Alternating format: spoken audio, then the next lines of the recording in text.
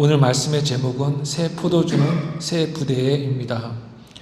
지금까지의 마가복음을 되새겨 보자면 마가복음 1장에서 예수님은 세례를 받으시고 요한이 잡힌 후에 갈릴리로 가서 사역을 시작하셨습니다. 예수님은 갈릴리의 가버나움에서 네 제자를 부르시고 베드로의 장모와 나병 환자를 고치셨습니다. 2장으로 넘어가 보면 2장에서 예수님은 자신을 메시아로 드러내셨습니다. 중풍병자를 고치시고 세리 레위 즉 마태를 제자로 부르셨습니다. 레위가 배설한 잔치에서 예수님은 의인이 아니라 죄인을 부르러 왔다고 말씀하셨습니다. 오늘 본문도 새 공관복음에 다 기록되어 있습니다. 또한 공관복음에서 이 사건은 마태가 세리들과 죄인들을 초대해서 식사한 잔치 직후에 나옵니다. 오늘 본문은 그 잔치와 연관이 됩니다. 본문을 간략히 요약하자면 세례 요한의 제자들과 바리새인의 제자들이 와서 예수님의 제자들이 왜 금식하지 않는지 묻습니다. 그들에게 예수님은 혼인집 신랑이 있는 동안에 금식하지 않지만 신랑이 빼앗기면 금식한다고 말씀하십니다. 예수님은 새 옷이 낡은 옷에 붙여지면 헤어져 버리고 새 포도주가 낡은 가죽 부대를 터뜨린다고 말씀하십니다. 이제 첫 절 18절을 함께 읽겠습니다. 시작. 요한의 제자들과 바리새인들이 금식하고 있는지라 사람들이 예수께 와서 말하되 요한의 제자들과 바리새인들의 제자들은 금식하는데 어찌하여 당신의 제자들은 금식하지 아니하나이까. 아멘. 요한의 제자들과 바리새인들이 왔다고 합니다. 바리새인들은 예수님에게 도전하기 위해 온 것 같은데 세례 요한의 제자들은 왜 왔을까요? 1장에 써 있듯이 요한이 잡힌 후에 예수님은 사역을 시작하셨습니다. 요한은 감옥에 지금 있고 요한의 제자들은 선생 없이 지금 활동하고 있는 것입니다. 요한의 제자들과 바리새인들이 금식에 대해 일치한다는 사실이 흥미롭습니다. 신약에서 요한은 좋게 여겨지는 자이지만 바리새인은 예수님을 대적하는 자들이기 때문입니다. 요한의 제자들과 바리새인들이 함께 와서 금식에 대해 여쭌다는 사실은 금식이라는 주제가 터무니없지 않고 당시에 중요시 되었던 종교적 의무임을 드러냅니다. 금식과 안식일은 구약 성경에서 종종 중요하게 언급됩니다. 금식과 안식의 개념은 너무 중요합니다. 금식의 두 측면은 애통과 기도입니다. 죄를 애통해야 할 뿐 아니라 간절한 기도를 위해 금식을 한다는 것입니다. 금식을 하는 이유는 죄와 고통을 슬퍼하기 위함이며 기도, 묵상, 반성에 집중하기 위함입니다. 금식하면 배가 고프고 고통스럽습니다. 고통스럽지만 죄사함의 확신과 기도의 응답에는 기쁨이 있습니다. 당시의 유대인은 금식과 안식일 준수를 주요한 규율로 만들었습니다. 그들은 한 주에 몇 번 금식하라는 의무 조항을 만들었습니다. 금식이 종교의 의무 조항이 되면 인간을 속박하게 됩니다. 세례 요한의 제자들과 바리새인들의 질문은 금식이 당시에 일반적으로 강요된 의무임을 드러냅니다. 금식은 자발적으로 그리고 기쁨으로 하는 것입니다. 좋은 것이 의무가 되면 나쁜 행동을 금지하는 것보다 인간을 더 속박하게 됩니다. 살인하지 말라는 계명은 대부분이 다 잘 지킵니다. 살인하지 말아야 한다는 계명이 우리를 속박하기까지는 않습니다. 반면에 금식 같은 좋은 계명도 자발적이 아니라 의무적이 될 때 인간을 속박하게 됩니다. 어떤 불신자는 교회를 다니게 되면 마음대로 못 사니까 믿기 전에 죄를 많이 지어야겠다고 말하기도 합니다. 이것이 암시하는 바는 신앙을 가지면 인생이 힘들게 된다고 하는 착각입니다. 실제로는 그렇지 않습니다. 신앙은 인간을 불행하게 만드는 것이 아니라 행복과 기쁨을 줍니다. 요한의 제자들과 바리새인들이 예수님에게 와서 왜 예수님의 제자들이 금식하지 않는지 묻고 있습니다. 예수님은 사역을 시작하실 때 40일 동안 금식하셨기 때문에 그에게는 금식에 대해 물을 수 없었습니다. 그런데 그의 제자들은 금식하지 않았던 것 같습니다. 제자들은 훈련 중에 있었고 배우고 있는 자들이었습니다. 이들에게 예수님은 다음 절들에서 답하십니다. 먼저 19절과 20절을 읽겠습니다. 시작. 예수께서 그들에게 이르시되 혼인집 손님들이 신랑과 함께 있을 때에 금식할 수 있느냐? 신랑과 함께 있을 동안에는 금식할 수 없느니라. 그러나 신랑을 빼앗길 날이 이르리니 그 날에는 금식할 것이니라. 아멘. 예수님은 혼인집에서 신랑과 함께 있을 때에 금식할 수 없다고 말씀하십니다.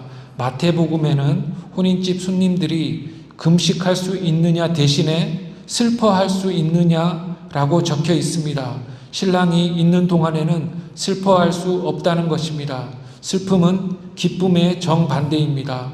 혼인식은 인간 경사의 대표적인 것입니다.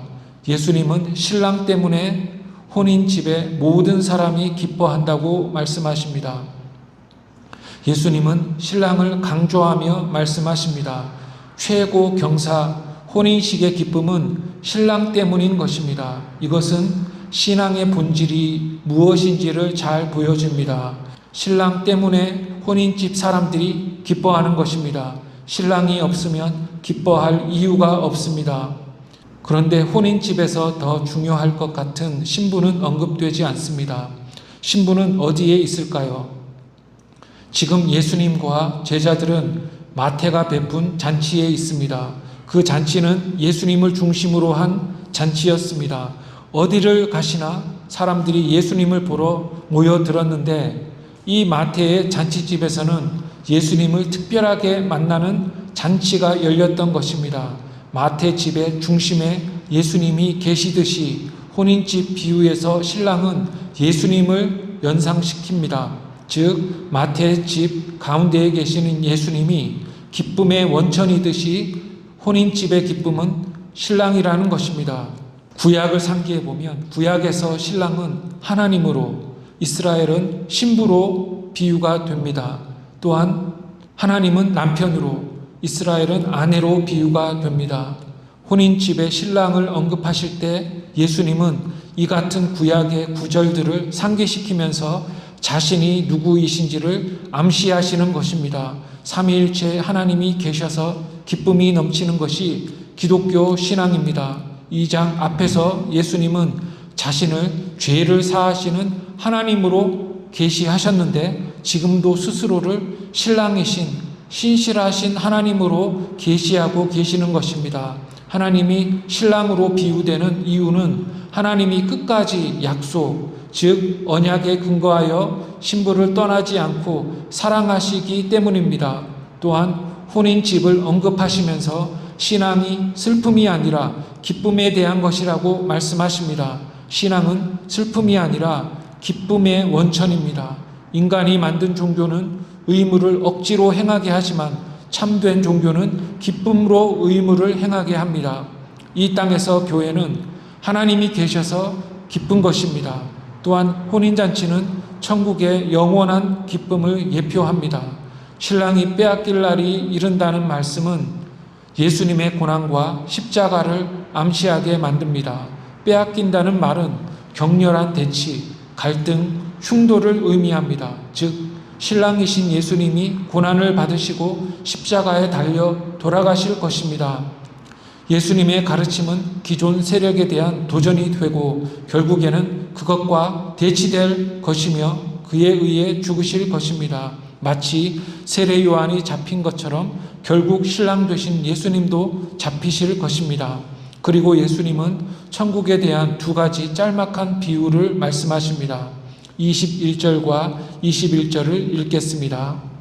시작. 생배 조각을 낡은 옷에 붙이는 자가 없나니 만일 그렇게 하면 기운 새 것이 낡은 그것을 당기어 헤어짐이 더하게 되느니라. 새 포도주를 낡은 가죽 부대에 넣는 자가 없나니 만일 그렇게 하면 새 포도주가 부대를 터뜨려 포도주와 부대를 버리게 되리라. 오직 새 포도주는 새 부대에 넣느니라. 새 생배를 낡은 옷에 붙이지 않고 새 포도주를 낡은 가죽 부대에 넣지 않는다고 말씀하십니다. 대략적으로 볼 때 낡은 것은 구약과 관련되고 새 것은 신약과 관련됨을 짐작할 수 있습니다. 옛 옷과 새 옷이라는 말은 우선 구약과 신약이 완전히 다르지 않음을 뜻합니다. 신약은 구약과 깊은 관련이 있습니다. 생배 조각과 낡은 옷은 모두 옷입니다. 즉 신약은 옛 약속의 선상에 있는 새 약속인 것입니다. 그런데 새 것이 낡은 옷을 찢어지게 하고 낡은 구조를 허물어 버립니다. 옛 종교적 의무의 틀에 예수님의 새 교훈은 담아질 수 없다는 것입니다. 새 것이 반대에 부딪히지만 옛 것을 부술 것입니다. 새 것은 강하고 옛 것은 약하기 때문입니다. 그것이 예수님의 새 교훈의 특성입니다. 새 교훈은 진리에 부합하여 강하기 때문에 옛 교훈과 접촉할 때 그것을 부술 것입니다. 낡은 옷이 새 옷에 붙여져 헤어짐은 두 교훈이 접촉할 때 강렬한 대치가 있음을 말합니다. 새 포도주가 낡은 가죽 부대를 터뜨린다는 말도 강렬한 대치를 말합니다. 즉, 이 말씀은 예수님과 복음이 유대인에 의해 적대를 받을 것임을 암시합니다. 예수님의 새 교훈은 가는 곳마다 적대를 받게 될 것입니다. 새 것이 옛 것을 터뜨리기 때문입니다. 성경에서 옷은 공의를 뜻합니다. 공의는 진리의 부합함을 뜻합니다. 옛 공의에 새 공의를 덧붙이면 옛 공의가 찢어집니다. 옛 교훈은 새 교훈에 붙여지려 할 때 힘없이 헤어지게 됩니다. 포도주는 기쁨과 만족을 뜻합니다. 가죽 부대는 전통과 관습의 구조를 말합니다. 낡은 가죽 부대는 구약 시대의 전통과 관습의 구조를 말합니다. 새 교훈은 새 전통과 관습의 구조를 요구한다는 것입니다. 낡았다는 말은 진리에 부합하지 않는 것을 말하는 반면에 새롭다는 말은 진리에 부합됨을 말합니다. 그러므로 새 것이 낡은 것을 이긴다는 말은 진리에 부합되는 것이 진리에 부합되지 않는 것을 이긴다는 말입니다. 예를 들면 낡은 옷인 바리새인의 금식 규정은 주당 2번 금식하라고 규정하는 반면에 예수님의 새 교훈은 혼인집에 신랑이 있을 때는 금식하지 않아도 된다는 것입니다. 신랑 되신 예수님과 함께 있는 기쁨은 바리새인이 만들어 지은 짐을 터뜨리는 것입니다. 금식 규정을 준수함으로 얻는 공의는 예수님과 함께 있음으로 얻는 공의를 완전히 능가합니다. 진리 되신 주님을 기뻐하고 믿는 것이 신약의 공의인 것입니다. 예수님에게서 배우면서 그 교훈을 가지고 낡은 것을 만족시키려고 하지 말라는 것입니다. 예수님의 기적을 보고 그의 창조주의 권위와 가르침을 들으면서 바리새인들처럼 금식하는 외식을 범하지 말라는 것입니다. 그러므로 옛 것과 새 것을 같이 받고 지킬 수 없는 것이므로 예수님은 낡은 것을 버리고 새 것을 수납하라고 촉구하시는 것입니다. 이것이 예수님의 제자들이 왜 금식하지 않는지 묻는 요한의 제자들과 바리새인들의 제자들에게 예수님이 대답하신 내용입니다. 말씀을 맺으면서 두 가지만 강조하겠습니다. 첫째, 예수님은 우리 신앙의 중심이십니다. 신랑이 혼인집에 계심으로 기쁨이 충만함은 구약 전체 내용이라 할 수 있습니다. 사랑의 언약에 신실하신 하나님은 이스라엘의 신랑이 되신다는 것입니다. 예수님이 신랑 되신다는 공언은 자신이 하나님이심을 드러내시는 말씀입니다. 그러므로 예수님은 자신의 신성의 정체를 지금 드러내고 계시는 것입니다. 지금도 예수님은 교회의 중심이시며 머리가 되십니다. 그러므로 교회는 슬퍼하지 않고 기뻐하며 불안해하지 않고 평안한 것입니다. 포도주는 기쁨을 상징합니다. 예수님이 함께 계신다는 그 자체가 우리에게 기쁨이 되어야 합니다. 삼위일체 하나님이 우리의 하나님 되심이 우리의 가장 큰 기쁨이 되어야 합니다. 그 기쁨은 낡은 가죽을 터뜨릴 만큼 크고 강합니다. 반대로 교회에 예수님이 사라지면 우리는 슬퍼해야 하고, 교회에서 예수님이 선포되지 못하고 인간의 규칙과 전통이 자리를 칠 때 금식해야 합니다. 우리는 항상 예수님의 말씀과 생애를 묵상하고 그의 제자가 되어 발자취를 따름으로써 그와 항상 함께 해야 합니다. 둘째, 새 포도주는 새 부대가 필요합니다. 주님이 주시는 기쁨과 은혜는 인간이 만든 관습과 전통에 넣을 수 없습니다. 인간이 성경이 말씀하는 것이 아니면 모두 배제되어야 합니다. 성경에서 새롭다는 말은 진리에 부합한다는 말입니다.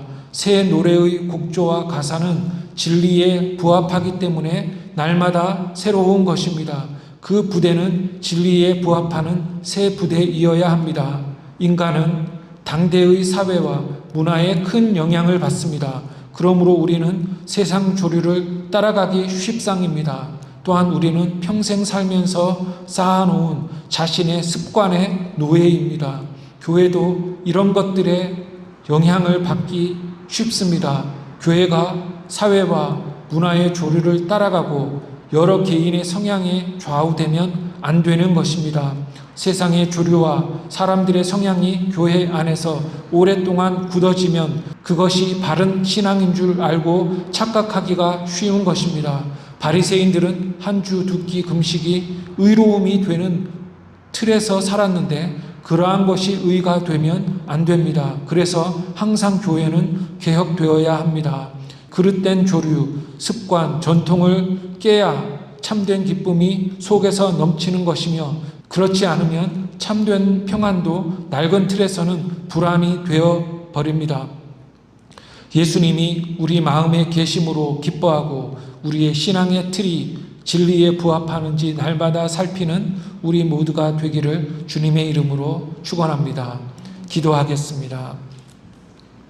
하나님 아버지, 오늘도 귀한 말씀을 주시니 참으로 감사합니다. 말씀을 기억하며 한 주간 살 때 기쁨이 넘치며 많은 열매가 우리의 삶 속에 있게 해 주시옵소서. 예수님의 이름으로 기도합니다. 아멘.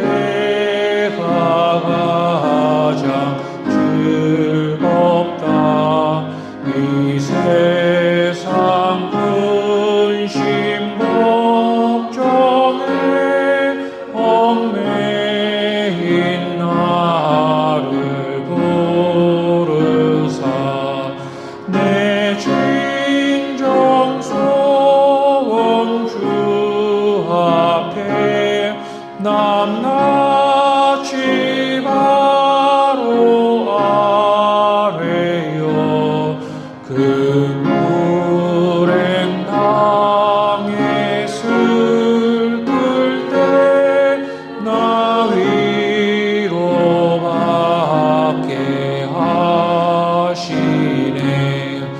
내 기도하는 그 시간 내게는 가장 귀하다. 저 광야 같은 세상을 끝없이 방황하면서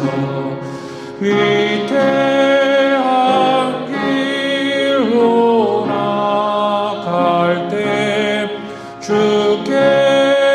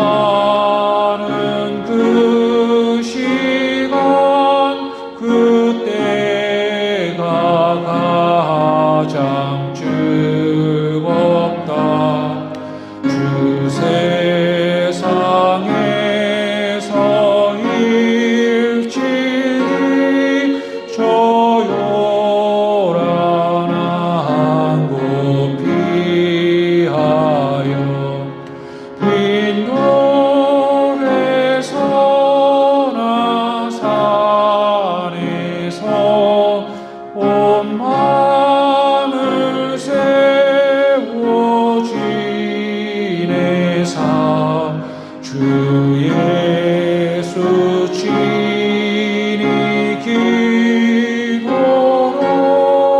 근본을 보여주셨네.